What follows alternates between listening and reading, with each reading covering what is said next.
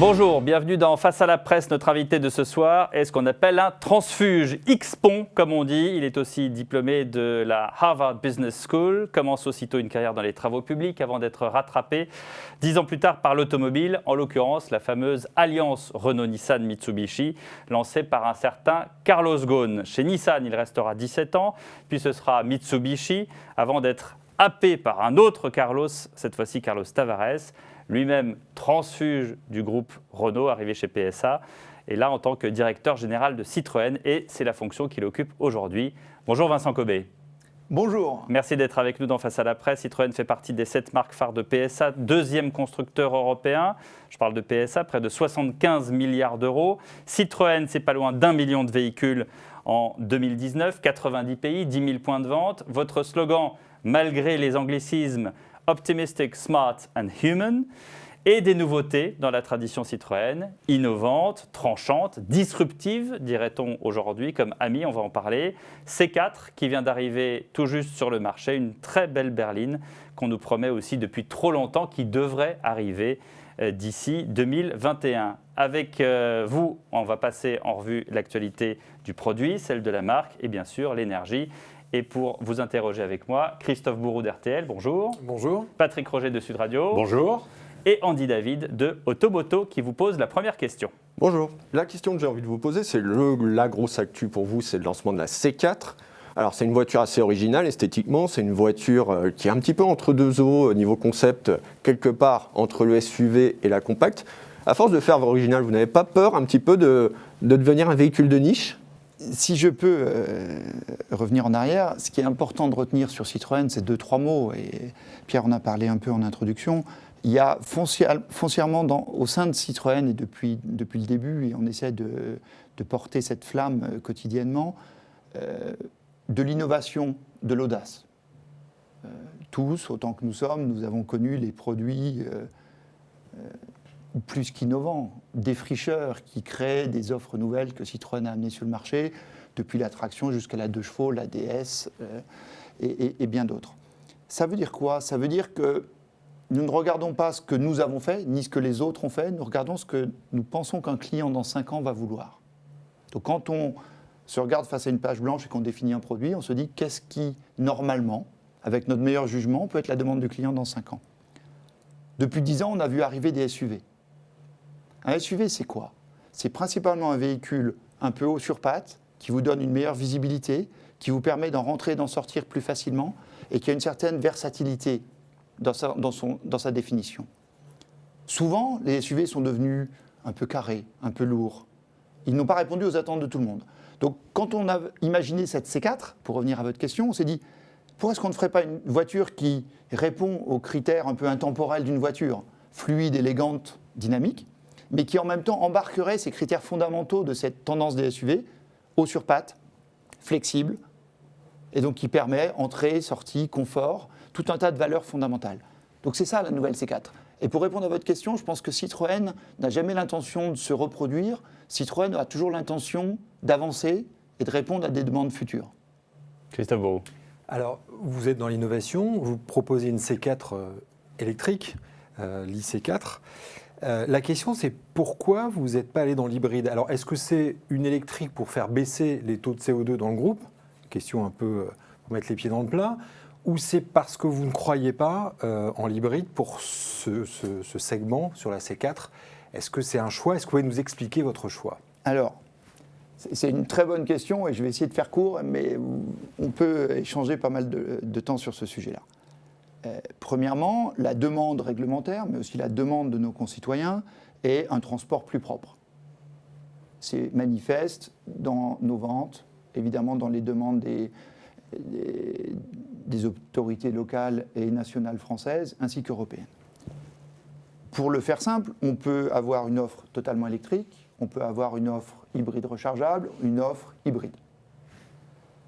Aujourd'hui, si on parle en taille de voiture ou en segment, techniquement et d'un point de vue commercial, ce qu'on appelle le segment B, les berlines compactes ou urbaines ou subcompactes suivant le pays, donc en gros l'équivalent d'une C3 ou d'une 208 au sein du groupe PSA, est en train, à très forte vitesse, de devenir 100% électrique pour 15-20% de l'offre.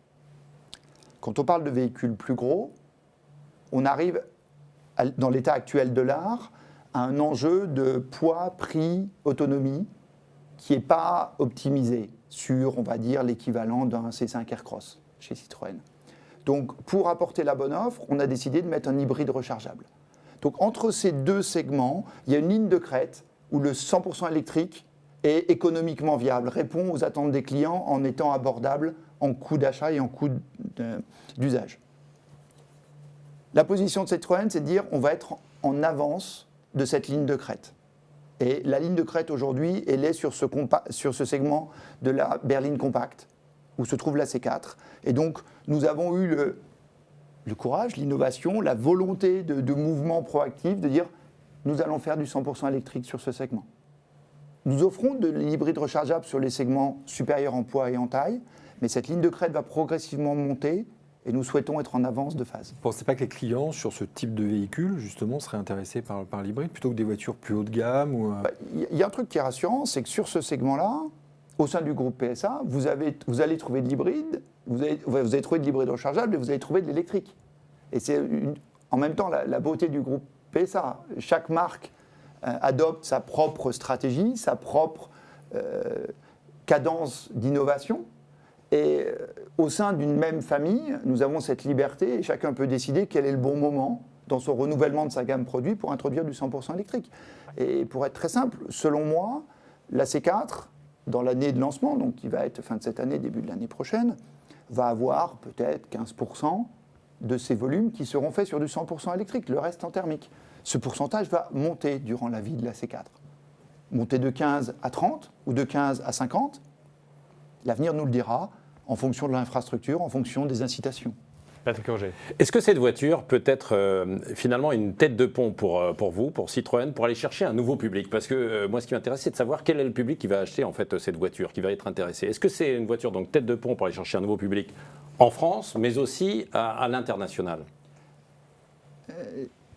Très bonne question. La beauté de la marque Citroën, c'est qu'en fait, on répond à des attentes clients sur l'ensemble de la gamme, on va dire, généraliste. Si je prends une phrase un peu catchphrase, on vend des voitures de 6 à 60 000 euros. On les vend à des gens qui ont une approche un peu différente de l'automobile. Une approche effectivement ouverte à l'innovation, une approche de qualité de vie, de bien-être, et puis un certain sentiment que je qualifierais d'humaniste. C'est une voiture humaniste? Non, le client Citroën est très humaniste. Il a une certaine responsabilité qui va dedans et au-delà de la voiture. Oui. On le voit dans pas mal de sondages qu'on a fait. Un client Citroën a une approche de l'environnement qui est notablement supérieure aux clients moyens automobiles en France ou en Europe. Donc, pour répondre à votre question, pour nous, apporter de l'innovation, qu'elle soit dans le concept, on en a parlé tout à l'heure, ou dans l'énergie, nous permet d'attirer les clients qui naturellement sont prédisposés à Citroën. Ça nous permet aussi de revenir en force sur un segment où nous étions moins présents. Et pour répondre très très précisément sur une chose qui nous paraît très importante, c'est un véhicule de conquête sur les flottes d'entreprises. D'autant qu'elle a une identité Citroën très, j'allais dire patrimoniale, cette nouvelle C4. Vous savez, quand vous développez des voitures, il y a quelque chose que je trouve fabuleux, c'est qu'on peut avoir toute la logique et toute l'analyse d'ingénierie qu'on veut. À un moment, c'est un acte créatif. Et cet acte ça n'a pas toujours été le cas. Pendant une période, les Peugeot étaient des Citroën et les Citroën étaient des Peugeot. Oui, je pense qu'on peut tous avoir des avis un peu tristes par moment quand ça arrive, quel que soit le groupe, de ne pas laisser la liberté à cet acte créatif. Ce que je veux dire, c'est que dans un acte créatif, vous avez à la fois de l'inspiration et vous avez aussi de l'héritage. Et quand vous êtes Citroën, vous avez les deux. Vous avez une volonté, vous sentez une liberté de création et en même temps, vous avez cette énorme richesse qui est votre héritage. Donc effectivement, vous regardez une C4 et vous dites, tiens, ça me rappelle un peu une ligne, et je vais vous dire d'une CX, juste pour ne pas dire ce que vous attendiez que je dise. Mais c'est vrai, vous trouvez l'élégance de certaines... Vous prêtez mes lunettes, et puis vous verrez si c'est une CX ou autre chose. Moi, je peux vous y amener, je tiendrai cet argument. Mais effectivement, l'inspiration créative, et tous les bureaux de design le font, c'est un mélange de création et d'héritage. Andy. Il y a un autre pari un peu fou que vous venez de lancer, c'est l'Ami, petite voiture urbaine sans permis. Quels sont les premiers résultats et qui sont les acheteurs? Alors, l'Ami, pour le remettre dans son contexte, c'est quoi? C'est un objet de mobilité très abordable, 100% électrique, accessible à partir de 14 ans, offert dans tout un tas de modes d'achat, de location, que ça aille de la minute jusqu'à plusieurs années, et qui vous permet de vaquer à toutes vos occupations urbaines avec une facilité d'accès, de propriété, de coût extraordinaire. Pourquoi est-ce qu'on fait ça et comment on le fait? Parce qu'on regarde les problèmes qui sont devant nous et on se dit l'accès à de la mobilité propre urbaine pour tous, c'est important. Ce qui a été superbement intéressant, effectivement, on a en plus lancé Ami en ligne pendant le confinement, dans un maelstrom de contraintes qui étaient tant économiques que sanitaires, que même d'accès aux points de vente. Il y a eu une réaction, j'allais dire, dans les médias, mais bien au-delà des médias, dans la société civile, bien au-delà des attentes. Quels sont les premiers clients? Dans le premier mois, on a opéré, on va dire, dans un environnement normal, pratiquement le seul mois, qui a été septembre, on en a vendu plus de 1000 en un mois. Pourquoi? Parce que ça répond à une demande, à une attente. Qui sont les clients? Aujourd'hui, principalement des gens qui habitent en banlieue, qui sont propriétaires de leur maison, qui achètent ce véhicule au moins pour la moitié, y compris pour un usage de quelqu'un qui a moins de 18 ans. Pas exclusivement, mais y compris. Et ce sont des gens qui ne sont pas des citroënistes pour 80%, et qui sont déjà propriétaires d'un véhicule électrique. C'est l'alternative aux scooters et aux accidents de la route, c'est ça? Vous savez, c'est toujours le débat. Moi, je suis père de 3 enfants, je pense que beaucoup d'entre nous sont parents. Vous préférez quoi comme mode de transport pour votre enfant quand il rentre d'une soirée, quand ça sera possible, à 11h du soir sous la pluie? Patrick? Oui, on peut dire un taxi en fait, bien sûr, on n'est pas obligé parce que... Taxi Citroën. Voilà, taxi Citroën. Parce que c'est une voiture quand même, et donc il peut y avoir aussi des dangers. Est-ce que là vous redoutez justement que des enfants avec ces voitures s'amusent en fait un tout petit peu trop? Et puis autre question quand même derrière, c'est que c'est quand même un peu plus cher qu'un scooter. À la propriété, à l'assurance, à l'achat, pas tant que ça. Je vous donne la situation actuelle. Si vous achetez une Ami en location longue durée, si vous prenez l'option de mettre un premier loyer à 1 000 €, l'État vous en donnant 900, donc ça vous coûte 100 €, la mensualité c'est de 75 €, 76 € par mois. Ouais, c'est le prix d'un pass Navigo. Une somme. Ouais. Non, c'est le prix d'un pass Navigo. Donc en gros, vous avez le choix entre un pass Navigo et 75 € par mois pour avoir un véhicule indépendant. On est dans les mêmes territoires. En assurance, ça ne coûte pas plus cher qu'un scooter. Ouais. Quand on parle de conduite sans permis, ça nécessite quand même un permis de type AM1 qui inclut un certain nombre d'heures de conduite. Et entre nous, l'alternative du scooter est exactement la même en termes de sécurité routière. Donc je pense qu'il y a un acte responsable et je suis tout à fait... le message est très clair. On a besoin d'un permis AM1, on a besoin d'un BSR. Et c'est pour moi une offre qui est une alternative très intéressante à un scooter. Vous avez parlé du pass Navigo, ça veut dire que c'est beaucoup plus francilien d'ailleurs la voiture que, sur tous les territoires. C'est un autre point, et en particulier quand vous parliez de taxi, on a, comme on vend Ami exclusivement en ligne, on a une connaissance assez fine de où se trouvent nos clients et surtout où se trouvent les gens qui font une configuration sur le site. Il y a eu plus de 2000 clients d'ailleurs, parce que vous avez dit 1000 en un mois. Il y a aujourd'hui 2500 clients. Donc après, ça s'est un peu effrité quand même. On a eu une petite période de confinement récemment. Vous savez, mais en ligne, on peut. Donc... Oui, on peut, mais quand on veut l'essayer, c'est plus compliqué.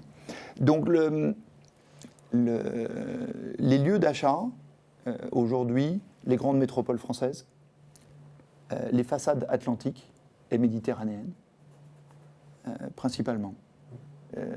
Très peu dans les arrondissements à un seul chiffre de Paris. Beaucoup plus en région parisienne, entre le périph' et la 86, mais aussi dans les grandes métropoles et aussi sur les façades méditerranéennes et atlantiques. Christophe Vauraud. Un mode de distribution, alors en ligne, mais aussi chez Fnac, Darty.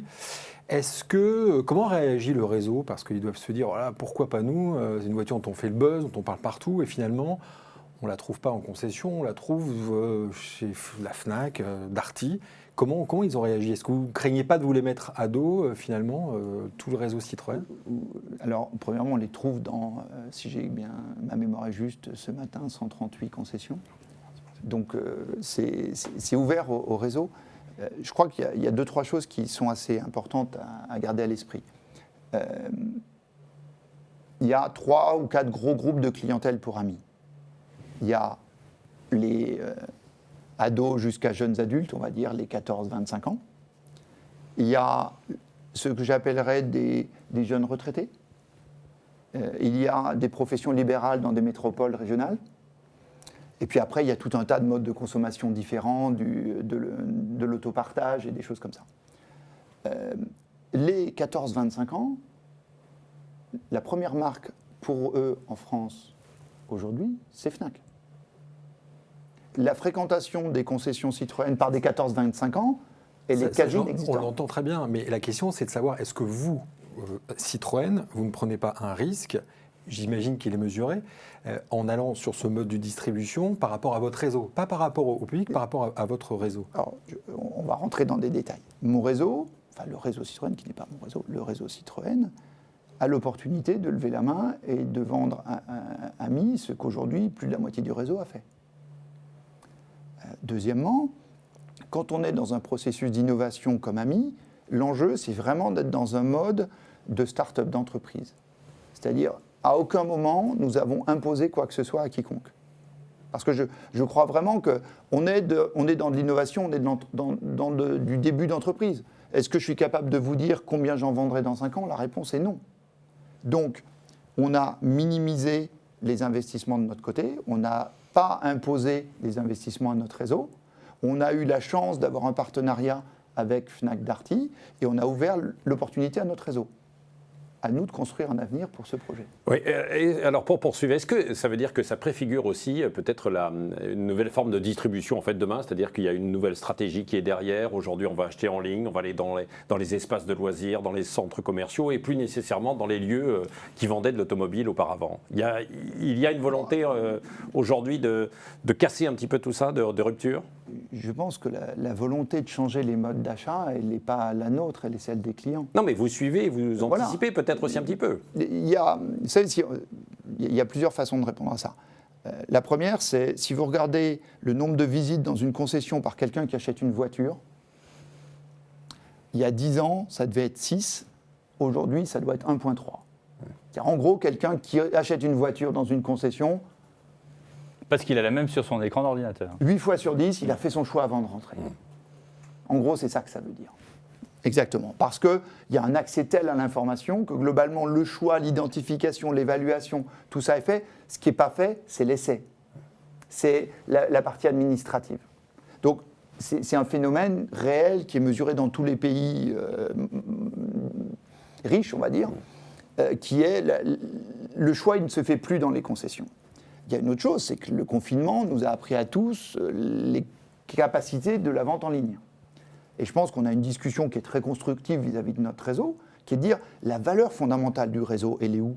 Elle est dans l'essai, elle est dans la mise en main, elle est dans l'expérience de propriété, elle est dans la loyauté. Donc ça, il n'y a aucune volonté de le changer. Par contre, si on est réaliste, l'acte d'achat, quel que soit le produit, et l'automobile n'est pas le premier, mais n'est pas le dernier, l'acte d'achat devient un acte digital. On ne peut pas parler évidemment de la marque sans parler du confinement, vous l'avez abordé à l'instant. Comment se porte la marque alors que l'année 2020 touche à sa fin et qu'on a connu au moins un confinement et demi? Oui, alors le confinement a été... nous sommes des acteurs de la société, nous sommes des employeurs, nous sommes des vendeurs, nous sommes des fabricants. Donc le confinement a été un choc très, très compliqué, humainement très difficile pour tous. Il y a 2-3 choses qui sont valables. Le premier semestre, donc janvier-juin, compte tenu du choc du confinement et on va dire de la surprise du confinement, nous a amené à moins 45%, en gros, de chiffre d'affaires, de volume de vente, enfin de volume de vente principalement. Et donc ça a été une activité très très perturbée dans les usines, dans les concessions, dans nos relations. Quand on regarde les prévisions qu'on peut avoir pour la fin d'année, on va être peut-être aux alentours de moins 25. Ça veut dire quoi? Ça veut dire que le deuxième confinement s'est passé un peu mieux parce qu'on était plus préparé. Et justement, comment vous voyez le deuxième redémarrage? On le revoit un peu plus... alors déjà, on le revoit comme une bonne nouvelle parce que juin, juillet, août, septembre ont été des mois plutôt très dynamiques. Même si pas exactement égaux à l'année dernière, ils ont été très dynamiques. On a un portefeuille de commandes. Donc quand le deuxième confinement arrive, il y a un portefeuille de commandes qui permet, comme les ateliers et le click and collect ont été maintenus, de livrer un certain nombre de voitures. Par contre, aujourd'hui, quand vous regardez le mois d'octobre, les commandes descendent, mois de novembre, les commandes descendent. Donc réouvrir les magasins va permettre de relancer cette pompe et de lisser l'impact sur l'outil industriel. Et là, c'est surtout des flottes d'entreprises ou c'est surtout des particuliers? C'est plutôt des particuliers, en fait. Les flottes d'entreprises, c'est du renouvellement souvent. Donc il y a pas mal de ces renouvellements qui ont juste été décalés dans le temps. Est-ce que cette crise ne change pas les choses justement aussi pour vous, peut-être dans le travail des collaborateurs d'une part, parce qu'il y a du télétravail en fait beaucoup, et ça va changer aussi peut-être pour vous. Et puis également dans la vente des voitures, vous l'avez dit, peut-être que les entreprises vont acheter moins de voitures, moins de flottes d'entreprises peut-être à Plus de partage. Ouais. Je ne suis pas forcément capable de prévoir le deuxième aspect. Je pense que clairement, dans le mode de travail, non seulement de nos employés, mais de nos partenaires, ça a changé énormément. Évidemment, le confinement, qui a impliqué du télétravail. Vous n'êtes pas sans savoir que PSA a érigé le télétravail comme le mode de travail de référence, confinement ou pas confinement. Ouais. Donc, l'ensemble de l'entreprise a revu ses façons de travailler pour toutes les fonctions administratives et les cols blancs. Pourquoi? Parce qu'on a découvert tout un chacun que finalement on pouvait travailler en télétravail. L'acte de vente, et c'est à mettre à côté de la vente en ligne, l'acte de vente peut se faire dans une grande partie dématérialisé également. Et ça améliore aussi la qualité de vie des employés. Alors il y a un secteur qui cartonne, c'est le VO, véhicule d'occasion. Est-ce que vous en tirez un enseignement? Est-ce que vous dites, tiens, finalement, le pouvoir d'achat a diminué avec la Covid, effectivement, beaucoup de personnes auront moins d'argent pour acheter peut-être une voiture neuve. Est-ce que c'est quelque chose, c'est la question que je vous pose, est-ce que vous voulez insister sur le véhicule d'occasion aujourd'hui ou finalement vous restez encore très en avance sur le véhicule neuf? Alors, il y a vraiment plusieurs aspects sur cette dimension-là. Il y a une chose qui est évidente, c'est ce que vous dites, c'est que l'activité véhicule d'occasion a repris beaucoup plus que l'activité véhicule neuf depuis le déconfinement. C'est assez logique. Le premier confinement a été une valorisation de l'indépendance de mouvement. Premièrement, vous avez été enfermé chez vous pendant 6 ou 7 semaines. Deuxièmement, il y a une angoisse sanitaire. Donc, vous avez envie d'un transport individuel. Suivant vos moyens financiers et suivant les temps d'attente des véhicules neufs, vous vous attachez aux véhicules d'occasion. Ça veut dire qu'on s'intéresse toujours à l'automobile, évidemment. C'est rassurant quand même. Parce que... C'est un outil de liberté et comme on n'a pas inventé de remplacement pour le moment. Donc le véhicule d'occasion a fait une année extraordinaire, juin, juillet, août, septembre. Ça fait pas mal de temps que le groupe PSA a vu le véhicule d'occasion comme un business complémentaire du véhicule neuf. Pour un aspect important pour notre activité financière qui est les valeurs de revente. Parce que quand vous faites de la location longue durée, la valeur de revente c'est quand même important. Pour des enjeux de loyauté de clients. Et donc on avait une activité qui a effectivement été très dynamique. Et je pense que c'est quelque chose qu'on continuera à garder comme une activité importante. Est-ce que vous attendez d'autres mesures de la part des politiques pour relancer l'activité après ce deuxième confinement? Alors, on peut avoir un discours sous deux angles sur ce sujet-là.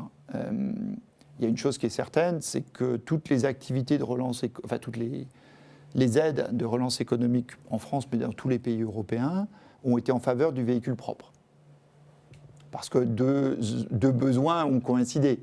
Une volonté de relancer l'activité économique et une volonté de favoriser le transport propre. Donc ça crée un appel d'air vers les véhicules propres, qu'ils soient électriques à batterie ou qu'ils soient hybrides rechargeables, qui est bienvenu dans une transition énergétique que de toute façon nous souhaitons tous ensemble organiser.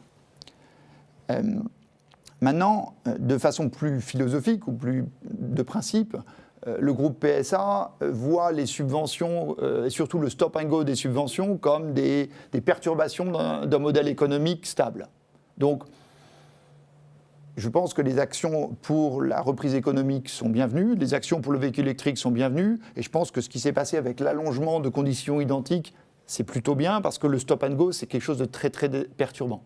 Jusqu'ici, la stratégie de PSA, c'était de faire des plateformes communes thermiques électriques. Est-ce que vous ne craignez pas de prendre du retard en fait, sur le 100% électrique? On rentre dans des sujets très, très stratégiques de l'automobile. Ce que j'aime bien dire, au risque d'être un peu simple, c'est que quand on fait du véhicule électrique il y a 10 ans, on est un évangéliste. Vous êtes bien placé pour le savoir, hein, Exactement. monsieur l'évangéliste. Non, mais il faut être réel. Quand vous vendez un véhicule électrique il y a 10 ans, vous le vendez avec 20 kWh de charge électrique, avec une autonomie réelle de moins de 100 km, à 0,1 ou 2% de la population. Donc ça, c'est vraiment de l'évangélisme. Qui parcourt en moyenne 11 km par jour. Hein. Et qui habite dans le sud de la Californie en faisant du cinéma. Non, mais...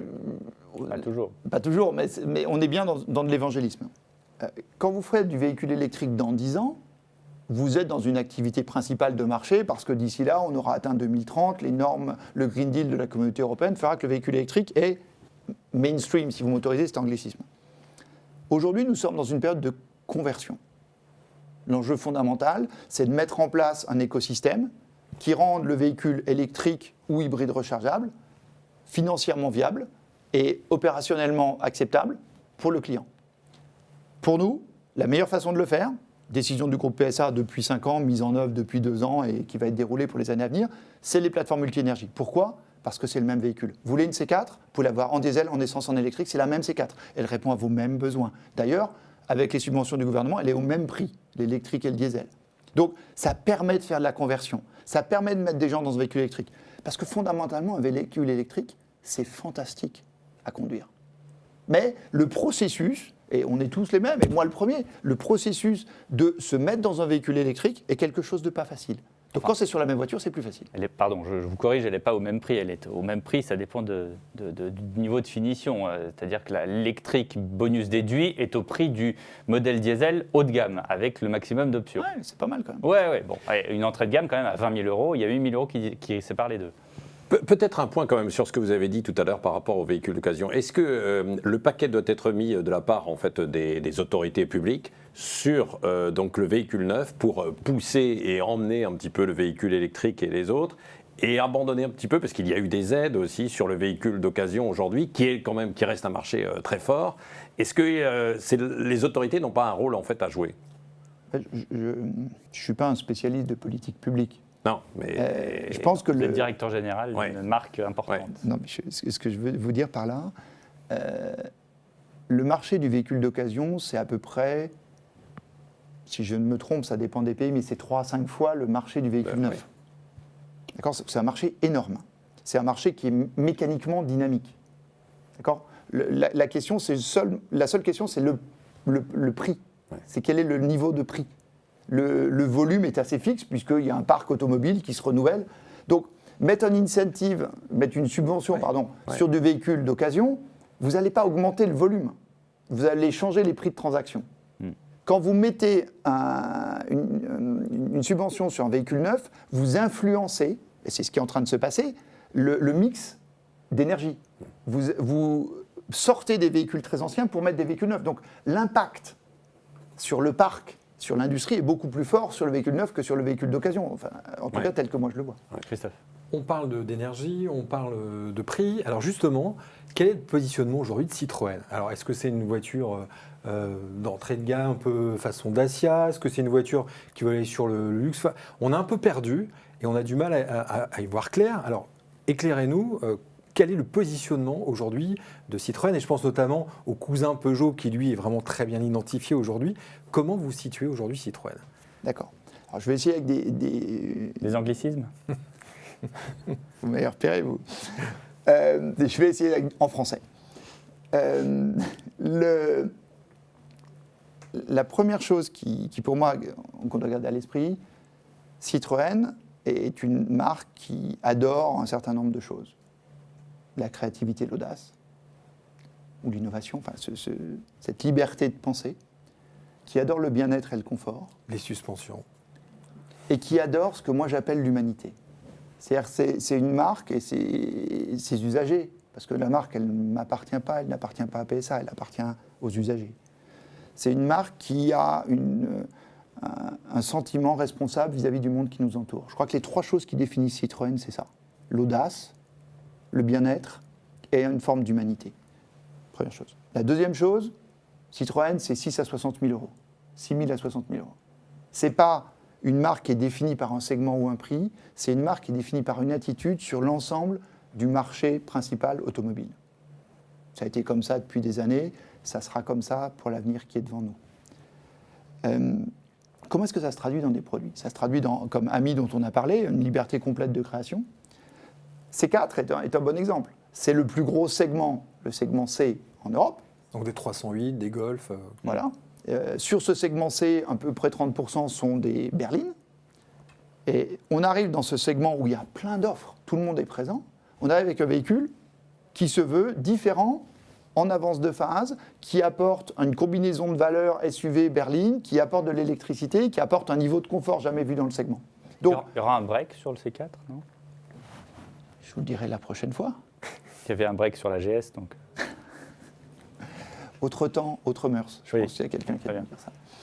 Mais Et donc sur la gamme de prix, oui, pour rebondir, parce que vous n'avez pas terminé, donc sur justement ce C4, il se positionne où alors précisément? il se positionne au cœur du segment C berline en France. Il commence juste au-dessus de 20 000 euros et il monte, si vous prenez les subventions ou pas, ça doit aller jusqu'à 38 ou 39 000 euros, moins 7 000 Il y a des euros. prix tabous d'ailleurs, non? Est-ce qu'on va au-delà de 25 000, moins de 20 000, enfin 30 000? Je crois que ce qu'il faut garder à l'esprit, c'est que le marché français, prix moyen de transaction, 27 000 euros. Ouais. D'accord? Donc globalement, quand vous êtes entre 20 et 35, vous couvrez vraiment le cœur du marché. Après, tous les marketeurs vous le diront, c'est plus facile de vendre à 19,99 qu'à 20,5. Et du coup, cette grande berline Citroën qu'on attend tous, elle arrive, on attend. Là, on est à plus de 60 000. Non, Non. non, non. Toujours la même chose. Innovation, bien-être, humanité. Dans humanité, il y a un certain sens de la responsabilité, y compris dans l'achat. La grande berline. Depuis 5 ans, et je pense que vous en êtes tous les témoins, il y a eu un travail extraordinaire fait sur la marque Citroën de repositionnement, renouvellement de la gamme, réaffirmation de ses valeurs de Citroën. Nouvelle C3, nouveau berlingot, le C3 Aircross, le C5 Aircross, l'hybride rechargeable, la C4 aujourd'hui. Donc il y a vraiment une montée en puissance de cette marque qui réaffirme avec force ces valeurs qu'on adore, innovation, confort, humanité. Ça fait quelque temps qu'on n'a pas été présent sur ce qui s'appelle le segment D, la grande berline. Vous ne pouvez pas commencer il y a 5 ans et tout de suite aller là. Il faut construire son histoire, il faut marcher avant de courir, il faut se lever, élargir les épaules, respirer et ensuite dire tiens, vous savez, Citroën, c'est aussi ça. Donc là, on est en train de faire ça. Donc on se revoit dans quelques mois et on en reparle. Quelques mois. Quelques mois. Quelques Avec mois. une vue sur les marchés évidemment étrangers. On pense notamment à 2 gros marchés, l'Inde et surtout la Chine, où PSA a quand même fait un beau gadin, alors que Citroën était quand même un précurseur en Chine, Adoré. adoré, Ouais. avec Volkswagen, Fukang. pour pas les citer, avec des pubs, avec voilà, un réseau, et Sophie Marceau. exactement. Chacun a ses affinités.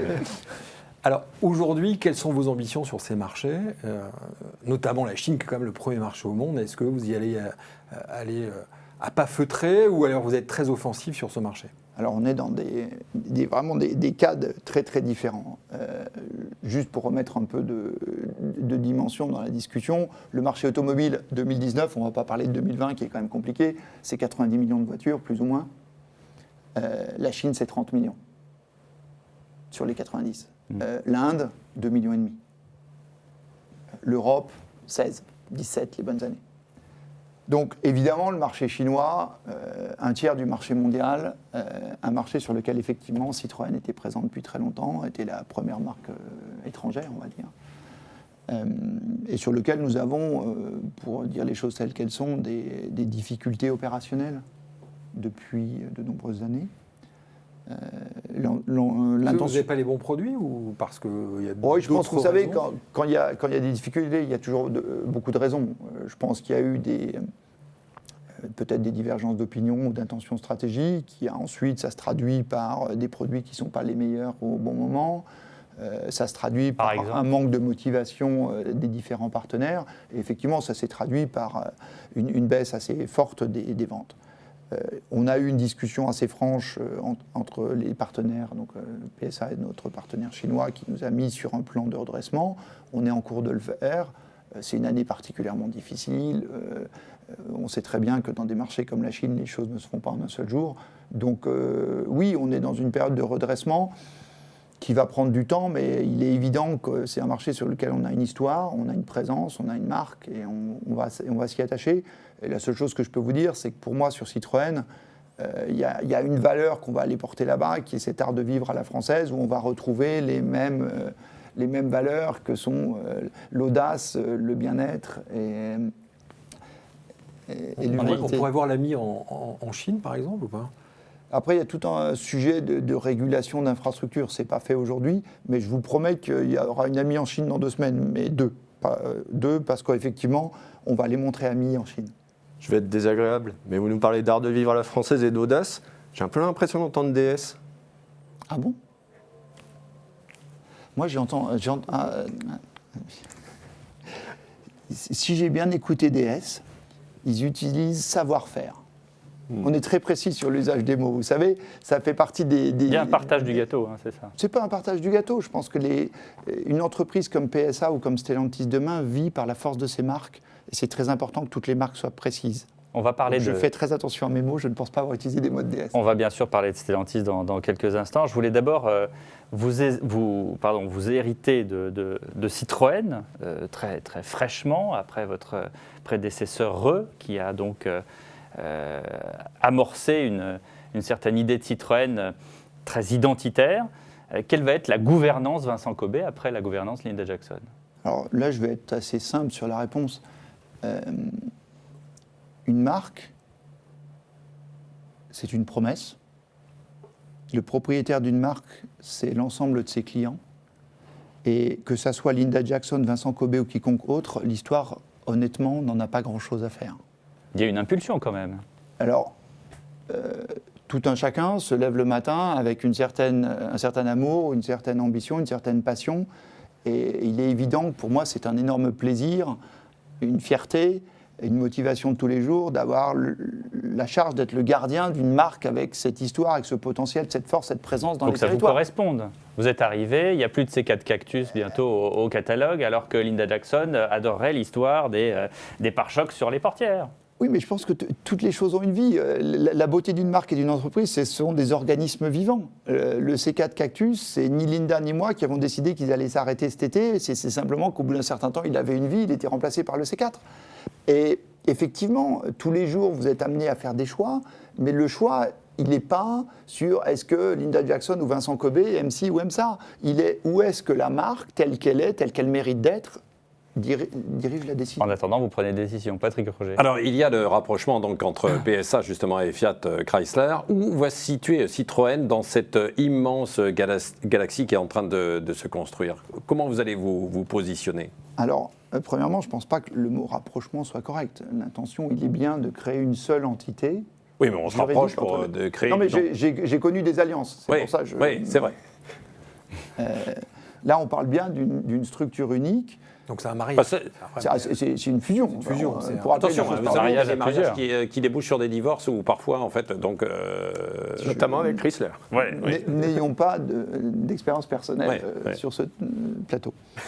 Non, je crois que le sujet, il est simple. Et je vais venir sous la volonté commune de Carlos Tavares et de Mike Manley, donc le CEO de Chief Executive Officer de Fiat Chrysler, de faire une fusion entre les deux entreprises qui aura lieu au premier trimestre de l'année prochaine si toutes les autorisations sont obtenues. Pourquoi ? Parce que ça va nous donner la force des efforts communs pour créer les bases techniques et les bases d'efficacité, pour permettre aux 14 marques de fleurir, de grandir, de se déployer du mieux qu'il en est. Donc pour revenir à ce que je disais tout à l'heure, ce qui est très important et ce que nous sommes en train de faire, c'est de s'assurer que toutes les marques ont un positionnement, une intention, une vision claire et différente. Parce que ça ne sert à rien d'avoir 2 marques qui disent le même message dans les mêmes territoires. Donc c'est des intentions géographiques, des intentions de message, des intentions de prix, des intentions de produits. Donc ça, cette discussion-là, elle existe, elle va continuer d'exister, elle va permettre de ça. Donc la réponse est où se trouve Citroën ? Citroën, il y a un truc que je trouve, moi, extraordinaire, c'est que je ne vous ai pas parlé de puissance, je ne vous ai pas parlé de conduite sportive, je ne vous ai pas parlé de tout un tas de traits habituels de beaucoup de marques automobiles. Je vous ai parlé... Il y a Citroën en WRC. Hein. Il y avait. En tout cas, pendant longtemps. Il y a eu pendant très longtemps, mais on est tout à fait d'accord. Mais je vous ai parlé de créativité, je vous ai parlé de bien-être et je vous ai parlé d'humanité. Et ça, c'est un territoire qui, pour moi, et je suis tout à fait prêt à en discuter, mais qui répond très très bien à ce que Citroën a été et est dans l'esprit de ses clients aujourd'hui. C'est, on va dire, un territoire de marque qui est tout à fait légitime pour Citroën, qui pour moi correspond bien à l'évolution des sociétés qui nous entourent et qui aura une place tout à fait logique et naturelle au sein de Stellantis. Bon, il y a une question quand même là, puisque vous parlez d'humanité, en fait, aujourd'hui, de ce bien-être. Avec la crise du Covid, on s'aperçoit qu'il faut peut-être relocaliser des activités, qu'il y a un besoin aussi de souveraineté. Est-ce que dans ce cadre-là, quand on va acheter une voiture, on s'est beaucoup interrogé, est-ce qu'elle est fabriquée en France, est-ce qu'elle est fabriquée à l'étranger? Est-ce que vous ne pensez pas qu'il va y avoir justement aussi une part de raisonnement de la part des acheteurs? Et vous, comment vous allez vous adapter en fait à ça? Alors, je pense que nous vivons tous dans la société qui nous entoure et je pense qu'on a tous ces débats. Si je peux me permettre, je cite mon président, pas CEO, on a tous ces débats et on les approche tous parfois avec une certaine complexité. C'est-à-dire le dimanche, on vote pour de la souveraineté et le lundi, on va acheter une télévision fabriquée en Chine. Ouais. C'est les mêmes personnes. Ouais. Donc on a tous ces débats naturels.